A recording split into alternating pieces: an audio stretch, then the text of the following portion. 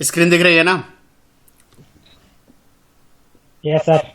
तो मैं बात कर रहा था, मैं एक एग्जांपल से आपको बताता हूं कि स्टैटिक मेमोरी लोकेशन और डायनामिक मेमोरी लोकेशन में क्या डिफरेंस होता है।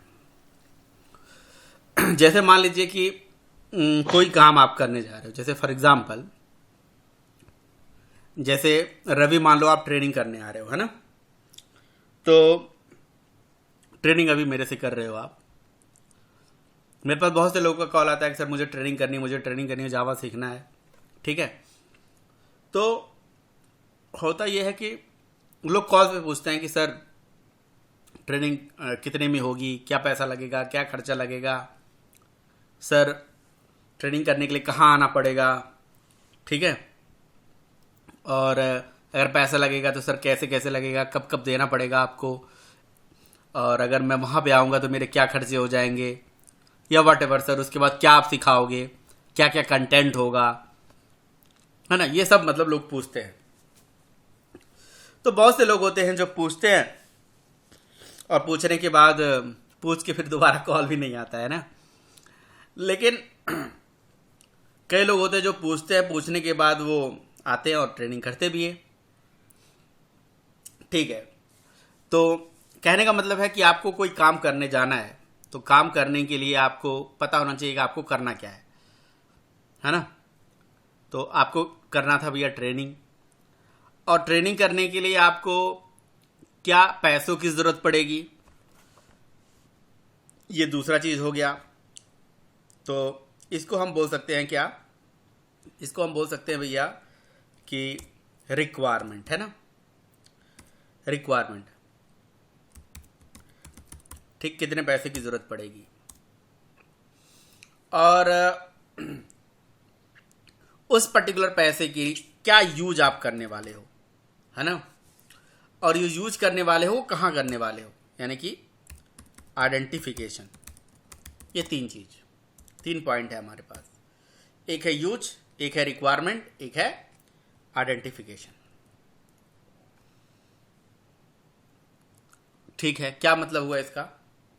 मतलब ये हुआ कि जैसे आपको ट्रेनिंग करनी है, तो ट्रेनिंग करना है तो ये आपको पता है कि आपको जावा करना है, राइट? और जावा करने के लिए आपको किस फीस की ज़रूरत पड़ेगी। सपोज करो कि फीस हमारा 10,000 है, 15,000 है, जो भी है।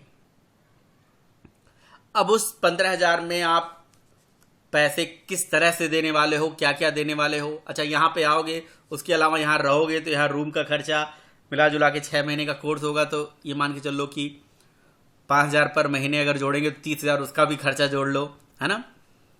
तो कहीं ना कहीं जब कभी भी कोई काम आप करने जाते हो उसकी एक प्लानिंग करते हो, राइट? आप सोचते हो कि भैया हम कोई काम करने जा रहे हैं तो उसका क्या यूज है, क्या फ़ायदा है। अच्छा, अगर हम वो काम करने जाएंगे तो उसके लिए क्या हमें पैसे की ज़रूरत है, और हम कहाँ करेंगे, किससे करेंगे, है ना? जिस भी बंदे से आप ट्रेनिंग करने जा रहे हो। क्योंकि होता क्या है कि जैसे मान लो कि आप बीटेक एमटेक कर रहे हो, और आप या बीसीए एमसीए जो भी कर रहे हो, उसको करके भी हमें नौकरी नहीं मिलती जब तक हम किसी भी चीज़ पे स्पेशलाइजेशन नहीं करते। अब इन जनरल तो यही होता है ना कि अगर मैं मान लो कि बीटेक में अपने 4 लाख लगा चुका हूँ, और उसके बाद जब समर ट्रेनिंग हो रही है, समर में हम अपने पापा से या मम्मी से बोलते हैं कि भैया मुझे 50,000 और ज़रूरत पड़ेगी, मैं एक और अलग किस्म का कोर्स करूँगा, तो बिल्कुल नाराज होंगे और कहेंगे ये जरूर कुछ खुराफात करने वाला है, ये कुछ ट्रेनिंग वेनिंग नहीं करेगा। 4 लाख तो रुपया, 5 लाख रुपया तो ऐसे ही खर्च कर दिया, अब क्या करेगा ये, राइट? तो मतलब किसी तरह से आपने अपने फैमिली को मनाया और बोल दिया कि भैया देखो ये सर हैं, इनसे हमें पढ़ना है और ये इतनी पैसे की ज़रूरत है। ये मतलब आइडेंटिफिकेशन आपका क्लियर है कि यहीं जाना है, इन पैसों की ज़रूरत पड़ेगी और इसी हिसाब से पैसे हम लेंगे, उनका ये यूज होगा। जो हम पैसे लेंगे उनका ये यूज होगा। मतलब शुरू में मुझे 5,000 देना पड़ेगा, फिर रूम का देना पड़ेगा, फिर वगैरह वगैरह जो भी है। अब मान लो ये सारी चीज़ों की प्लानिंग आपने कर ली। आपको ट्रेनिंग करनी है मान लो कि मार्च से, या मतलब अप्रैल से करना है, मार्च तो आ ही गया, अप्रैल से करना है, और आपने अभी से प्लानिंग कर ली। ठीक है।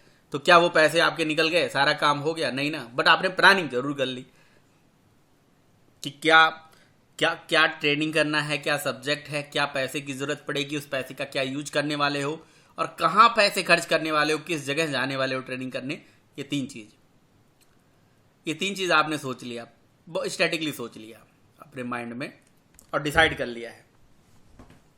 जब आप ये डिसाइड कर रहे थे तो आपका दोस्त भी वहां पे था, और उसने वो आपने बोला यार तू भी चलो, वो कहता नहीं नहीं मुझे ज़रूरत नहीं है यार, मैं नहीं करूँगा। ठीक है, तो आपने डिसाइड कर लिया। तो इसका मतलब आपने पैसा तो खर्च नहीं कर लिया, आप ना पैसा खर्च किए ना आप पढ़ने गए, पर आपने डिसाइड कर लिया। दैट इज स्टैटिक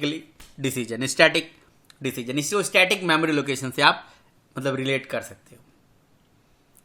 ठीक है, अब अप्रैल आने वाला था, 25 मार्च को आप या 28 मार्च या 31 मार्च को आप अपने घर से निकलते हो, और जैसे आप निकलने जा रहे थे तो आपका दोस्त भी वहाँ पे आता है और कहता है कि भाई यार मुझे भी ट्रेनिंग करने जाना है। उसी दिन आके जब आप निकलने वाले थे, मुझे भी ट्रेनिंग करने जाना है यार, ये बताओ कि कितने पैसे की ज़रूरत पड़ेगी, क्या रिक्वायरमेंट है, क्या कहाँ कैसे कैसे करोगे, क्या करोगे। आपने सब कुछ बताया, उसने अपने पेरेंट्स को बताया। फिर उसी दिन उसने जिद करके और अपने पापा मम्मी को मना लिया और पैसे लेके वो उसी दिन चल दिया, राइट। और तो ये दो मतलब केस है। एक केस है कि भाई एक में पहले डिसीजन हो चुका था और एक में ऑन द स्पॉट डिसीजन हो रहा है। समझ में आ रहा है। अब आप दोनों लोग आते हो एक ही टाइम पे, और आने के बाद अपना काम स्टार्ट कर देते हो। आपने ट्रेनिंग स्टार्ट कर दी, आप जहाँ पे रहना है वहाँ पे रहना शुरू हो गए। तो इसका मतलब दोनों के लिए ये तीनों चीज़ें, पैसे का क्या यूज होगा, कहाँ पैसे खर्च होंगे, क्या रिक्वायरमेंट थी, ये तीनों चीज़ें कहीं ना कहीं दोनों के लिए एक ही टाइम पे मतलब लग रहा है, एक ही टाइम पे हो रहा है, लेकिन दोनों के डिसीजन में फ़र्क है। एक ने पहले डिसीजन ले लिया था, एक ने ऑन द स्पॉट डिसीजन लिया। समझ रहे हो। तो ये डिफरेंस होता है स्टैटिक और डायनेमिक में। जो ऑन द स्पॉट जो लिया वो डायनेमिक है, लेकिन दोनों केस में पैसे खर्च होने वाले किस दिन, 1 अप्रैल को। समझ रहे हो, क्योंकि अप्रैल से ही ट्रेनिंग स्टार्ट होने वाली थी। तो that is use, requirement and identification. तो अब अगर मेमोरी के पॉइंट ऑफ व्यू से समझें तो जब आप यहां पे लिखते हो ना int x इक्वल्स टू 10, तो इसका मतलब ये नहीं कि ये मेमोरी लोकेट हो गया कंपाइल टाइम पे। कंपाइल टाइम मेमोरी लोकेशन का मतलब होता है कि कंपाइल टाइम पे ये डिसाइड हो जाना कि भैया इस पर्टिकुलर वेरिएबल का के लिए कितनी मेमोरी की रिक्वायरमेंट है, और उस पर्टिकुलर वेरिएबल के लिए कितनी मेमोरी की रिक्वायरमेंट है, 4 बाइट। तो 4 बाइट का मेमोरी की रिक्वायरमेंट है। समझ रहे हो। उस 4 बाइट का वो यूज क्या करने वाला है, 2-2 बाइट के 2 डब्बे बनेंगे, 2-2 बाइट के 2 डब्बे बनेंगे, या 1-1 बाइट के 4 डब्बे बनेंगे। That is use. समझ रहे हो। जैसे आपको 20-50 हज़ार मिल गया, मान लो 30 हज़ार मिल गया, और आप आ रहे हो ट्रेनिंग करने, तो उसमें से वो पैसे का क्या यूज करने वाले हो। शुरू में 5 हज़ार फीस देने वाले हो, 5 हज़ार रूम रेंट देने वाले हो, 5 हज़ार अपने पास रखोगे, है ना। तो ये यूज हो गया। और आइडेंटिफिकेशन मतलब कहाँ पे वो पैसा लगने वाला है, किस जगह आप ट्रेनिंग करने वाले हो। Android Java tech for you, ठीक है। तो यहां पे आइडेंटिफिकेशन हो गया एक्स, क्योंकि एक्स ही तो उसका नाम है मेमोरी का। X is the name of memory, that is identification. तो in case of static memory location, the use of memory, the requirement of memory and the identification of memory is decided at compile time. Static memory location के case में किस variable को कितनी memory allocate होनी है, क्या memory का requirement होगा, उस मेमोरी के क्या यूजेस होने वाले हैं, और उस मेमोरी का क्या पहचान है, उसका क्या नाम है, ये सब कंपाइल टाइम पे डिसाइड हो जाता है। जैसे रवि ने ये सारा चीज डिसाइड कर लिया था। तो that is static memory location या कंपाइल टाइम मेमोरी लोकेशन, है ना। अच्छा, और यही तीनों चीजें अगर रन टाइम पे डिसाइड हो तो that is run time memory location, कि क्या रिक्वायरमेंट होगा, क्या आइडेंटिफिकेशन होगा, क्या यूज होगा, that is run time memory location. But in both cases memory is allocated at run time, क्योंकि कंपाइल टाइम के केस में ये डिसीजन पहले ले लिया गया और रन टाइम के केस में ये डिसीजन रन टाइम पे ही लिया जाता है और रन टाइम पे ही एलोकेट होता है. और कंपाइल टाइम के केस में ये डिसीजन पहले लिया जाता है और एलोकेशन बाद में होता है. यानी कि जैसे ही आप डबल क्लिक करके EXE को रन करते हो तो तुरंत वो मेमोरी आपके सिस्टम में एलोकेट हो जाती है. डिसीजन पहले हो चुका था लेकिन एलोकेशन डबल क्लिक करते ही हो गया. आपने कहा डिसीजन कैसे हो जाता है? जैसे ही कोड कंपाइल करते हो ना, कंपाइल टाइम में आपके प्रोग्राम के अंदर टेबल बन जाता है जिसको बोलते हैं डेटा टेबल. आपकी EXE फाइल के अंदर वो डेटा टेबल क्रिएट हो जाता है और उस डेटा टेबल में डिसाइड हो जाता है कि भैया इस पर्टिकुलर वेरिएबल का क्या यूज होने वाला है, क्या उसकी रिक्वायरमेंट मेमोरी है, क्या उसका आइडेंटिफिकेशन है, ये डिसाइड हो जाता है. समझा? और लेकिन मेमोरी एलोकेट होता कब है? रन टाइम पे. एक्चुअली जब आप प्रोग्राम को रन करते हो उसी टाइम पे वो मेमोरी एलोकेट हो जाता है. अच्छा, सी के अंदर by default static memory location होता है, लेकिन रन टाइम मेमोरी लोकेशन करने के लिए आपको मेलॉक और कैलॉक पढ़ना पड़ता है. मेलॉक कैलॉक फंक्शन होते हैं जो डायनेमिकली डिसाइड करते हैं, स्टैटिकली नहीं, डायनेमिकली डिसाइड करते हैं कि क्या मेमोरी की रिक्वायरमेंट है, क्या उसका आइडेंटिफिकेशन है, क्या उसका यूज है. ये सब डायनेमिकली डिसाइड होता है. समझे?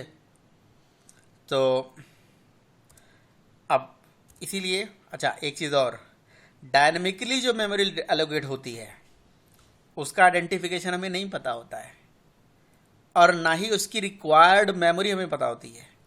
वो डायनेमिकली रन टाइम पे डिसाइड होती है और क्या उसका यूज होने वाला वो भी नहीं पता होता है हमें.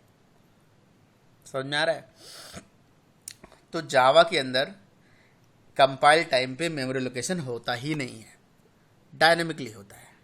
डायनेमिकली होता है का मतलब डायनेमिकली यानी कि रन टाइम पे ही किसी मेमोरी की रिक्वायरमेंट, उसकी यूज और उसकी आइडेंटिफिकेशन डिसाइड होती है और डायनेमिकली ही एलोकेट भी हो जाती है. उसके लिए मेलॉक कैलॉक लगाते हैं, है ना, और साथ में पॉइंटर लगाते हैं और उस डायनेमिक मेमोरी को रेफर कराने के लिए पॉइंटर का यूज करते हैं. तो आप बोलोगे सर जावा में तो पॉइंटर होता ही नहीं है, फिर जावा की डायनेमिक मेमोरी कैसे रेफर होती है? क्योंकि डायनेमिक मेमोरी को रेफर करने के लिए हमेशा पॉइंटर का यूज होता है ना. तो जावा में पॉइंटर का एक अल्टरनेट होता है रेफरेंस वेरिएबल. रेफरेंस वेरिएबल के थ्रू डायनेमिक मेमोरी हम रेफर कराते हैं. ठीक है, और समझाने की जरूरत है? समझ में आ गया? तो दूसरा जो दोस्त था जो उसी दिन ही डिसाइड करा, उसी दिन अपने पापा से बोला कि भैया मुझे पैसे चाहिए, मुझे इतनी पैसे की ज़रूरत है, मुझे यहाँ ट्रेनिंग करने जाना है. क्यों? क्योंकि रवि भी जा रहा है, वो जा रहा है इसलिए मैं भी जाऊँगा और उसका मैं ये यूज करने वाला हूँ. टोटल 50,000 लगेगा, लेकिन मुझे अगर 15-20 हज़ार दे दोगे तो मैं जाके ट्रेनिंग स्टार्ट कर लूँगा. तो ये चीज़ होती है. अब बात समझ में आई आप लोगों को? डिफरेंस समझ में आया नहीं आया? पहले ये बताओ. लेकिन दोनों केस में पैसे कब लगने वाले हैं? उसी दिन ना, जिस दिन ट्रेनिंग करोगे. दोनों केस में पैसे उसी दिन लगने वाले हैं. तो मेमोरी हमेशा रन टाइम पे ही एलोकेट होती है, कंपाइल टाइम पे डिसीजन हो जाता है. तो अगर आपसे इंटरव्यू पूछा गया what is difference between static memory location, dynamic memory location, तो sir in case of static memory location the use of memory, the requirement of memory and then identification of memory is decided at compile time, and in case of dynamic memory location the use of memory, the requirement of memory and identification of memory is decided at runtime. But in both cases memory is allocated at runtime, है ना.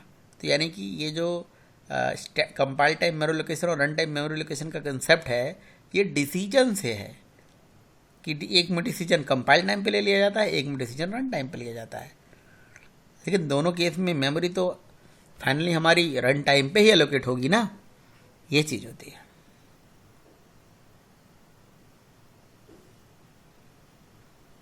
और बताइए, बोलो भाई।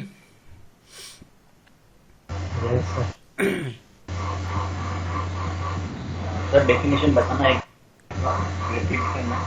In case of static memory allocation, in case of static memory allocation, the use, requirement and identification is decided at compile time. In case of static memory allocation, the use, requirement and identification of memory is decided at compile time. ठीक है। And in case of dynamic memory allocation, the use, requirement and identification of memory is decided at runtime. But in both cases, memory is allocated at runtime. Decide होता है बस compile time पे। Use का मतलब समझ में आया, requirement का मतलब, आइडेंटिफिकेशन का मतलब समझ में आया। यूज मतलब देखो, रिक्वायरमेंट मतलब किसी वेरिएबल को कितनी मेमोरी की ज़रूरत है, जैसे आपको कितने पैसे की ज़रूरत है। यूज मतलब उस पैसे का क्या खर्च करोगे आप, समझ रहे हो। यहाँ पे यूज मतलब कि अगर 4 बाइट की मेमोरी लोकेट हुई तो 4 बाइट का एक डब्बा बनेगा, 4 बाइट के 2-2 डब्बे बनेंगे, या 4 बाइट का एक एक बाइट के 4 डब्बे बनेंगे। ये है आइडेंटिफिकेशन, सॉरी यूज। आइडेंटिफिकेशन मतलब उस मेमोरी का नाम क्या है, एक्स, ये होता है आइडेंटिफिकेशन। ठीक है। तो कंपाइल टाइम के केस में पता है क्या होता है, कंपाइल टाइम के केस में कंपाइल टाइम पे ही आपके बाइट एक्सी के अंदर एक डेटा टेबल क्रिएट कर देता है, और ये तीनों चीज़ें वहाँ डिसाइड हो जाती हैं। आप ज़रा डिटेल में पढ़िएगा कि डेटा टेबल्स क्या होते हैं और डेटा टेबल कैसे वर्क करते हैं।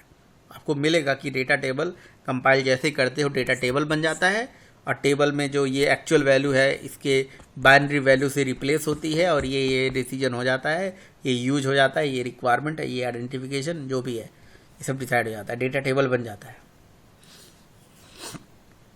लेकिन रन टाइम के केस में ऐसा नहीं होता। रन टाइम पे ही सारा चीज़ डिसाइड होना सब। तो अब बात ये आ जाती है कि देखो, ओवरऑल अगर आपको ये चीज़ समझ में आ गई तो अब बात आ जाती है कि हमें क्या करना है भाई। हमें, हमारा पर्पस था मेमोरी लोकेशन। तो मेमोरी लोकेशन 2 टाइप का होता है, ठीक है। तो क्या हमें ये पहले से पता है कि हमें कहाँ ट्रेनिंग करने जानी है, ठीक है। अगर हमें पहले से पता है तो भैया हम स्ट्रेटेजिकली डिसाइड कर सकते हैं। क्या हमें पहले से पता है कि हमारे पास इतने स्टूडेंट हैं, क्या हम कंपाइल टाइम पर डिसाइड कर सकते हैं कि भैया इतने ही स्टूडेंट हमारे पास हैं, उनका ये नेम है, या उनका ये रोल नंबर है, या उनका एज है। नहीं, जावा में होता ही नहीं है कंपाइल टाइम पे। सी में होता है, C++ में कंपाइल टाइम रन टाइम दोनों होते हैं। कंपाइल टाइम पे भी मेमोरी लोकेशन, रन टाइम पे भी मेमोरी लोकेशन। बट जावा में रन टाइम पे ही मेमोरी एलोकेट होती है, रन टाइम पे डिसाइड होती है कि भैया इस पर्टिकुलर वेरिएबल के लिए कितनी मेमोरी की ज़रूरत है, कैसे कैसे है, ये सारा चीज़। ठीक है। और दूसरी चीज़ ये कि रन टाइम पे मेमोरी लोकेट करने के लिए जावा के अंदर एक नहीं कई तरीके हैं। यानी कि ऑब्जेक्ट बनाने के हमारे यहाँ सॉरी कई तरीके हैं। हम ऑब्जेक्ट न्यू कीवर्ड से बना सकते हैं, ऑब्जेक्ट हम न्यू इंस्टेंस मेथड से बना सकते हैं, ठीक है। और ऑब्जेक्ट न्यू इंस्टेंस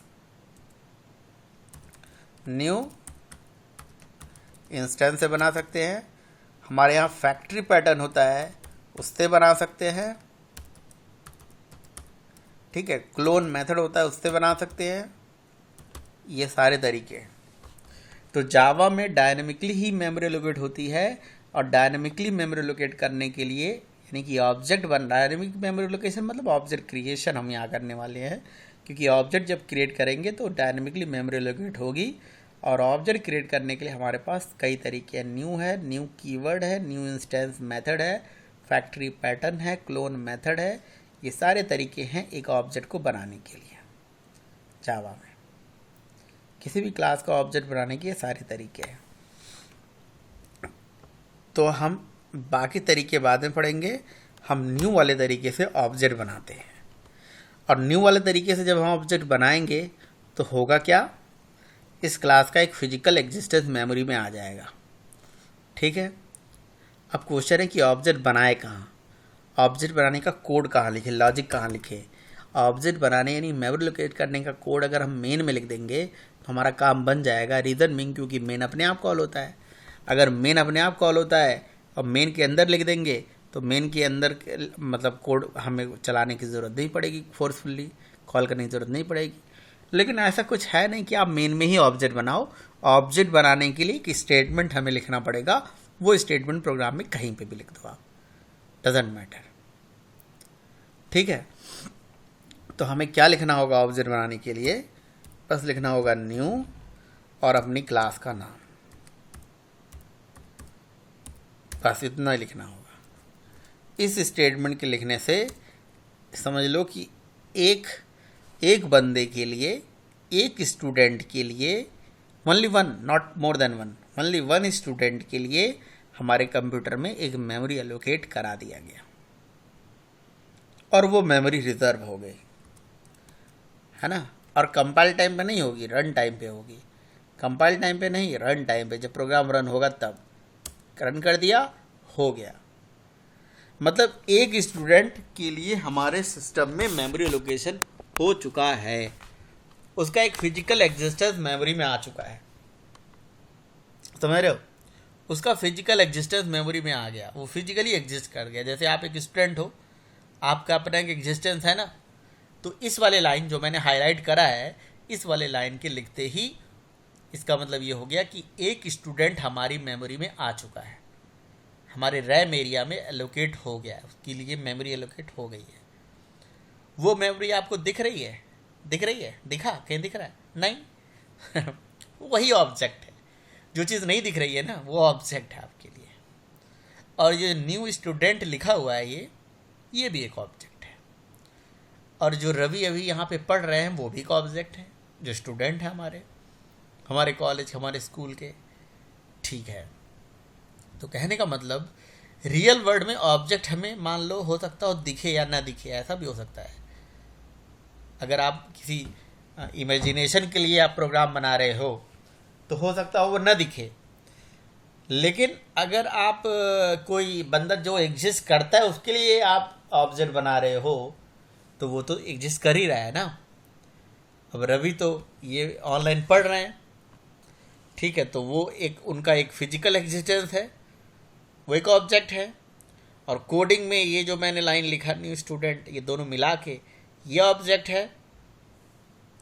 और इससे एक मेमोरी एरिया रिजर्व हुआ कंप्यूटर के अंदर, हमारे रैम एरिया के अंदर एक मेमोरी एरिया रिजर्व हो गया, जो आपको दिख नहीं रहा है, but memory point of view से वो ऑब्जेक्ट है। और वो ऑब्जेक्ट कब एलोकेट हुआ, वो रन टाइम पे हुआ। रन टाइम पे डिसाइड हुआ है, प्रोग्राम रन किए हो तभी डिसाइड हुआ है कि उसको कितना मेमोरी की ज़रूरत है, कितना उसका यूज है, क्या उसकी रिक्वायरमेंट है, क्या उसका आइडेंटिफिकेशन है, ये सब रन टाइम पे डिसाइड हुआ है।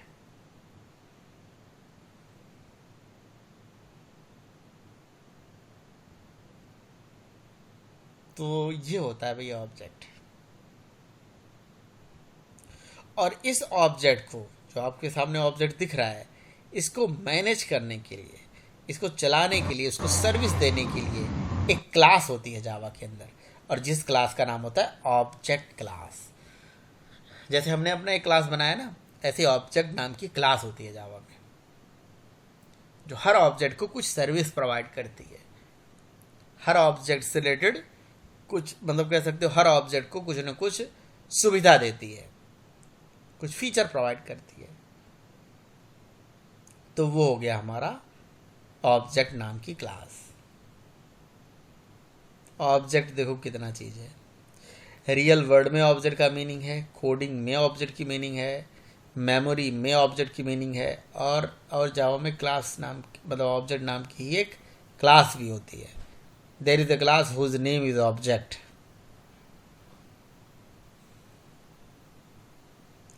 समझे भाई? हाँ जी। Yes sir. जी सर। ये जो ऑब्जेक्ट होता है ना, ये इतना बड़ा चीज़ है कि आप न्यू स्टूडेंट जैसे आप लिखोगे, ये न्यू से ऑब्जेक्ट बनाने का तरीका है न्यू और क्लास का नाम। इस वाले तरीके से जब ऑब्जेक्ट बनाते हो ना, बाकी भी तरीका बताएंगे, तो एक कहीं ना कहीं आप किसी भी ऑब्जेक्ट का एक फिजिकल एग्जिस्टेंस मेमोरी में ला रहे हो। और कोई भी ऑब्जेक्ट अगर फिजिकली मेमोरी में आ रही है तो इसका मतलब ये हो गया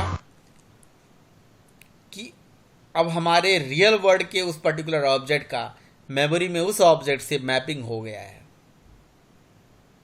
तो मेमोरी में भी आना बहुत ज़रूरी है। रियल वर्ल्ड में ऑब्जेक्ट की मीनिंग है, मेमोरी में भी ऑब्जेक्ट की मीनिंग है। अच्छा, आपने कहा सर ये जो लाइन लिखी गई है न्यू स्टूडेंट, ये क्या है? न्यू क्या है? What is new? और ये कैसे ऑब्जेक्ट बनाता है सर? तो देखिए, न्यू के बारे में अगर मैं आपको बताऊं तो न्यू एक ऑपरेटर है, लेकिन ऑपरेटर तो एक सिंबल होता है, सिंबल तो है नहीं। तो ये किस टाइप का ऑपरेटर है? न्यू एक टेक्स्ट बेस्ड ऑपरेटर है। टेक्स्ट बेस्ड, जो टेक्स्ट फॉर्म में लिखा हुआ है, NEW द टेक्स्ट। तो टेक्स्ट बेस्ड ऑपरेटर है न्यू, जिसका काम क्या है? To allocates the memory at run time. New is just like a carpenter, जिसको दरवाज़ा बनाना है बना देगा। कितना बनाना है, क्या साइज होगा, क्या विड्थ होगा, क्या हाइट होगा, ये सब नहीं जानता वो। ये सब बताएगा उसको कौन? न्यू को बताएगा। उसका जो भी मतलब उसके करस्पॉन्डिंग जो भी न्यू के लिए, मतलब देखो, न्यू मेमोरी एलोकेट करता है, तो न्यू मेमोरी कितना एलोकेट करेगा, कैसे करेगा, ये चीज़ कौन बताएगा? ये बताएगा आपका कंस्ट्रक्टर, जो उसके बगल में लिखा हुआ है। देखिए यहाँ पे,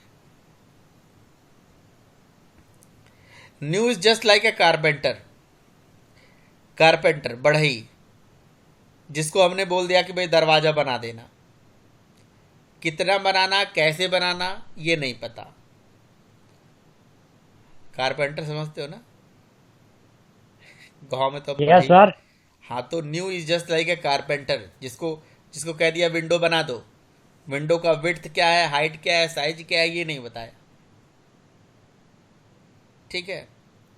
और ये बताता कौन है? ये बगल वाला भाई, ये जो लिखा हुआ है स्टूडेंट, क्लास का नाम, क्लास के नेम से ऐसे बनाया गया है जो चीज़, इसको बोलते हैं कंस्ट्रक्टर। तो कंस्ट्रक्टर न्यू को बताता है, कंस्ट्रक्टर न्यू को बताता है कि तुझे कितना मेमोरी कंस्ट्रक्ट करना है, किसके लिए करना है। किसके लिए करना है? हमारे क्लास का नाम क्या है? स्टूडेंट। तो स्टूडेंट के लिए करना है।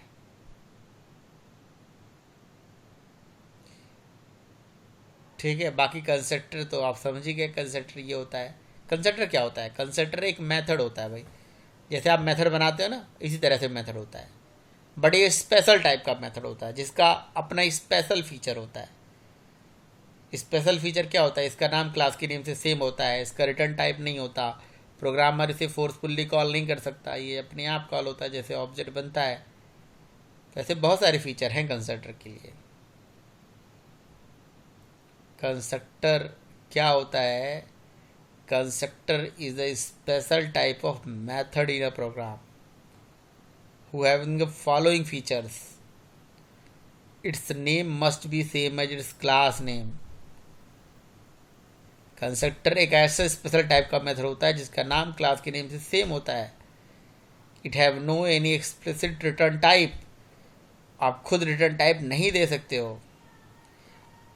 ठीक है। और प्रोग्रामर कंस्ट्रक्टर को खुद नहीं कॉल कर सकता, ये अपने आप कॉल होता है जब ऑब्जेक्ट बनता है। तो ये होता है कंस्ट्रक्टर। और कहते हैं कि भाई कंस्ट्रक्टर जो हर प्रोग्राम के अंदर होता ही होता है, आप बनाओ या ना बनाओ। कंस्ट्रक्टर जो होता है ना, ये कहीं ना कहीं जब भी आप कोई भी XYZ प्रोग्राम में कोई कंस्ट्रक्टर नहीं बनाते हो, कहते हैं कंस्ट्रक्टर अगर बनाते ही नहीं हो प्रोग्राम में, तो कंपाइलर कंपाइल टाइम पे एक कंस्ट्रक्टर दे देता है। अभी आपको बताया है, देखा आपने, आपको अभी दिखाया था मैंने, एक प्रोग्राम में कंस्ट्रक्टर होता है ऑलरेडी, उसकी डेफिनेशन होती है। तो कंस्ट्रक्टर एक स्पेशल टाइप का मेथड होता है जिसका नाम क्लास के नेम से सेम होता है, जिसका रिटर्न टाइप नहीं होता। अब इसका नाम कंस्ट्रक्टर क्यों है, देखो नाम से देख लो ना, कंस्ट्रक्टर मतलब कंस्ट्रक्ट करने वाला। तो न्यू का काम है मेमोरी लोकेट करना, बट कितना करना कैसे करना नहीं पता, तो बताता कौन है, कंस्ट्रक्टर। कंस्ट्रक्टर न्यू को बताता है भाई कंस्ट्रक्ट करो, कितना करो, कितना करो, कैसे बताएगा वो बताता है कि मेरे क्लास का नाम चेक करो, मेरे क्लास का नाम है स्टूडेंट, तो स्टूडेंट क्लास में जाओ, चेक करो कितना डेटा है, उस डेटा के लिए मेमोरी लोकेट करके दे दो, जो भी डेटा है उसके अकॉर्डिंगली मेमोरी लोकेट करके दे दो। तो कंस्ट्रक्टर ऐसे वर्क करता है। बोलिए भाई, हाँ समझ में आ रहा है या ऊपर से जा रहा है? नहीं सर, नहीं सर, आ नहीं। रहा है सर। समझ गए। क्या क्या समझ गए?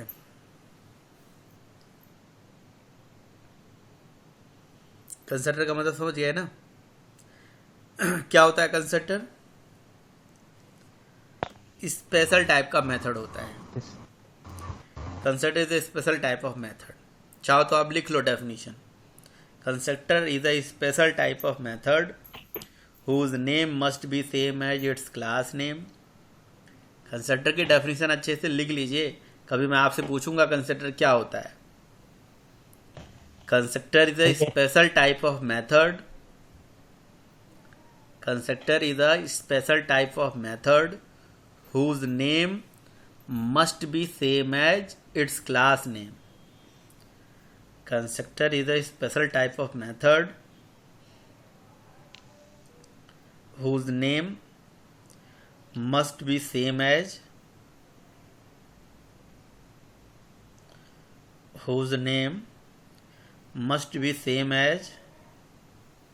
with class name।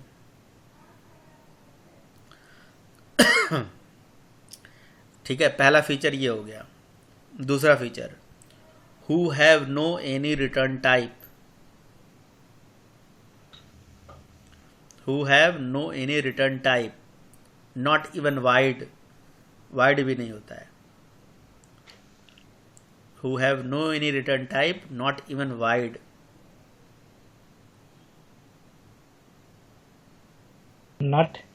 not even void।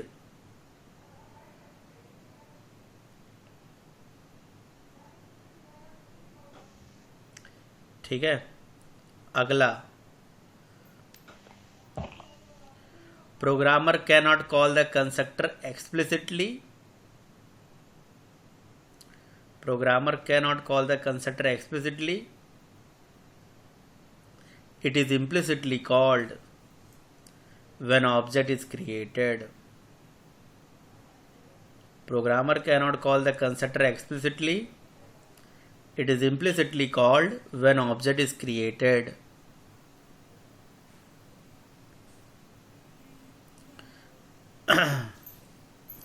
अगला लिखिए, the main purpose of constructor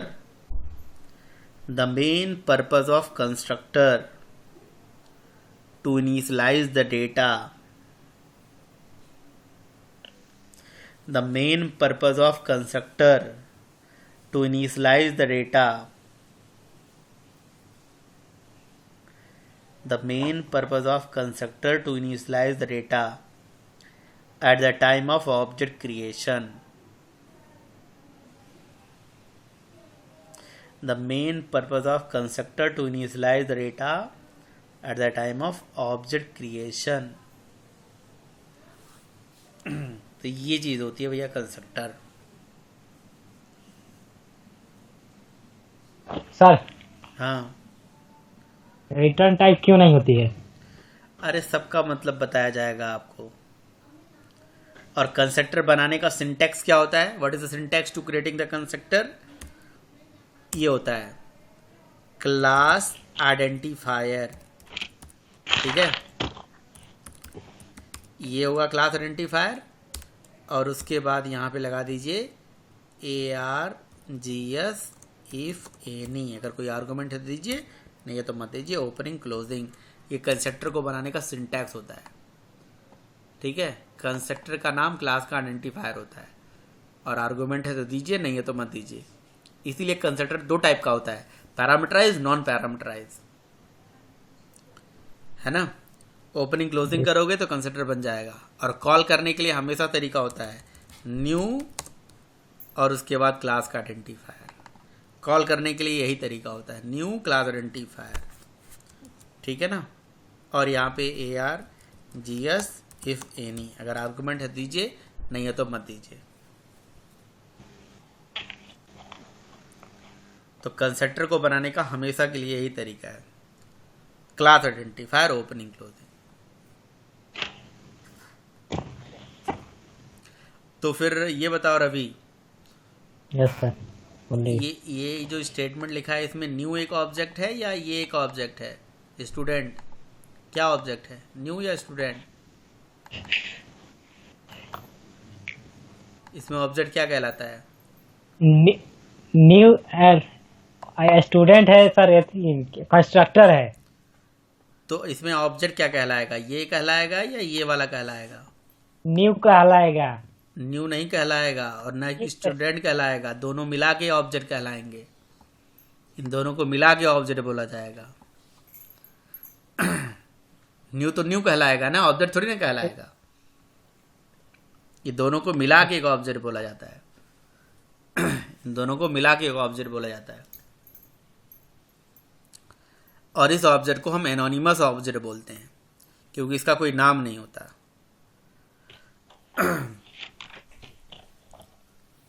ठीक है, देव बताओ देव, कि जब हमने यह प्रोग्राम में कंस्ट्रक्टर कॉल किया, अभी हमारे प्रोग्राम में कोई कंस्ट्रक्टर बना नहीं है, फिर भी प्रोग्राम चल जाता है। कैसे चल जाता है? कंपाइल किया, रन किया, चल गया प्रोग्राम। कैसे चल गया? नहीं पता सर, वो बोलो। मेमोरी मिल गई, मेमोरी मिल गई, मेमोरी मिल गई सर। नहीं? हाँ बोलो, कौन बताएगा? जेवीएम में क्रिएट कर लेता है सर इम्प्लिसिटली जेवीएम में कंस्ट्रक्टर। ना जेवीएम में नहीं क्रिएट कर लेता है। जब भी जावा का प्रोग्राम कंपाइल करते हो, लिख लो इसे, जब भी जावा का प्रोग्राम कंपाइल करते हो तो कंपाइल टाइम पे कंपाइलर एक डिफ़ॉल्ट कंस्ट्रक्टर हमें दे देता है। यानी कि हमारे प्रोग्राम में डिफ़ॉल्ट कंस्ट्रक्टर कंपाइलर दे चुका है, हमारे इस क्लास में कहीं आ चुका है, जो हमें दिख नहीं रहा है, कंपाइलर ने दे दिया है। जेवीएम ने नहीं दिया, कंपाइलर ने कंपाइल टाइम पे ऐसे एक डिफ़ॉल्ट कंस्ट्रक्टर ओपन क्लोज करके हमें दे दिया है। हम नहीं बनाते तब भी दे देता है वो, कंपाइल टाइम पे। देखना चाहते हो? सारा चीज ठीक है हटा दो, सर। सारा चीज हटा दो आप।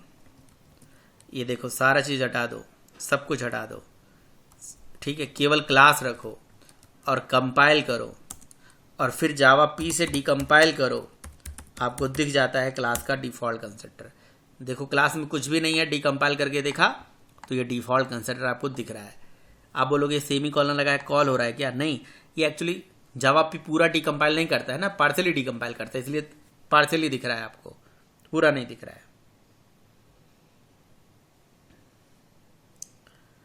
अच्छा, ये भी बात है, ये जो डिफ़ॉल्ट कंस्ट्रक्टर आता है कंपाइलर देता है, ये हमेशा नहीं देता है, जब आप नहीं बनाते हो तब देता है। फॉर एग्जाम्पल, मैं यहाँ बना लेता हूँ एक पैरामीटराइज कंस्ट्रक्टर और प्रोग्राम को कंपाइल करूँगा, एरर आने लगेगा। क्यों? क्योंकि यहाँ नीचे से कॉल हो रहा है डिफ़ॉल्ट और आपने बनाया है पैरामीटराइज। यहाँ से कॉल करा है डिफ़ॉल्ट और ऊपर आपने बना रखा है कौन सा? पैरामीटराइज। तो ये इसमें मिसमैचिंग हो गई। आपने कहा वो डिफ़ॉल्ट कंस्ट्रक्टर जो आता है वो तभी आता है जब आप नहीं बनाते हो, तब आपने बना दिया इसलिए नहीं आया। समझे? बोलो। जी सर। हाँ सर।